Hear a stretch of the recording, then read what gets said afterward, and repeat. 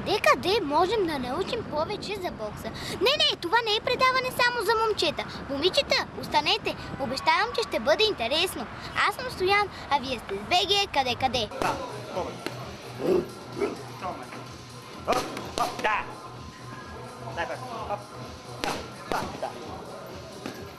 Ляв, десен, ляв. Оп. Да. Ляв, десен, ляв. Оп. Да. Дай пак. Оп. Да. Бокс е един от водещите спортове в България. Това е доказано. Както виждате, на Европейското първенство Коврат Пулев показа една малка България, че може да извоюва своето призово място и на европейски първенства.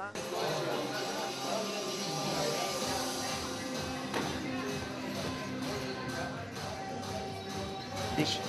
Искам хубаво да издишиш. Хоп, ляв, десен, хубаво. Айде, дай ми ляво душе. Дай ми ляво. Десен, ляво. Хубаво, карай ляво. Да. Ляво, дъвшината на вратата. Хоп, точно така. Дай. Хоп, там, точно така. Много е важно качеството на един боксер, качествата да ги има в бокса. Значи режима. Първото нещо е режима. Значи той трябва да е постоянен в тренировъчния процес. В училището, ако са ученици, децата трябва да са стриктно изпълнителни, така както посещават тренировъчния процес. Са стриктни в изпълнението на всеки един елемент, всеки един елемент.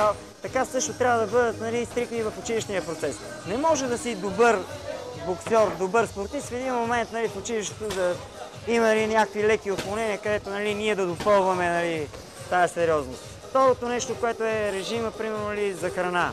Значи някои имат много неправилно виждане, т.е. казват, аз съм на режим, на диета. Значи диетата е правилното хранене, нека да се хранят децата.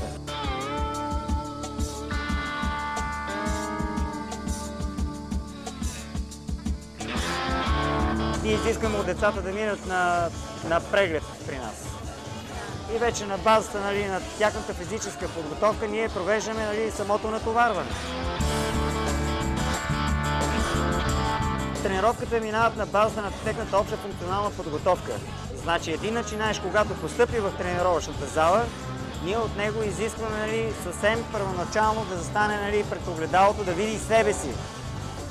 Показваме му гарда, как трябва да стои, показваме му самото движение, напред-назад, вляво, вдясно, на каква дистанция от противника трябва да стои.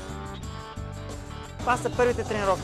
Ляв, прав, десен, прав, движение напред, движение назад. Дум. Въобще не бави никаква сила. Определи ми дистанцията. Раз, два, три. Това е, да. И издиши като биеш това, те се правят. Хубаво. Хоп. Бежи. Хоп, бежи с краката. Хоп.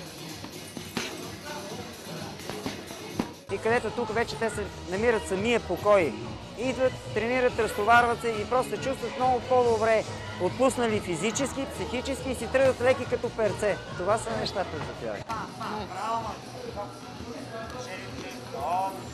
Хоп, ляв, браво, хоп, ляв, десен. Хоп, ляв, десен. Тик, дай.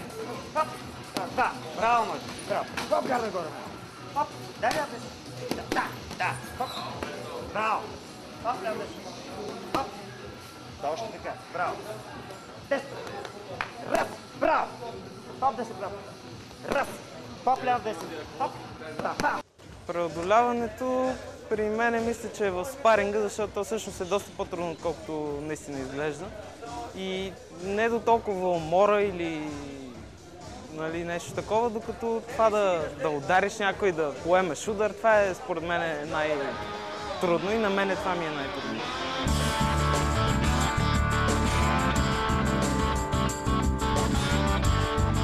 В бокса има различни категории. Те зависят от килограмите на играча. Някои от тях имат смешни имена, например муха, тежка муха, перо и така нататък. Аз съм Стоян, а вие бяхте с БГ къде.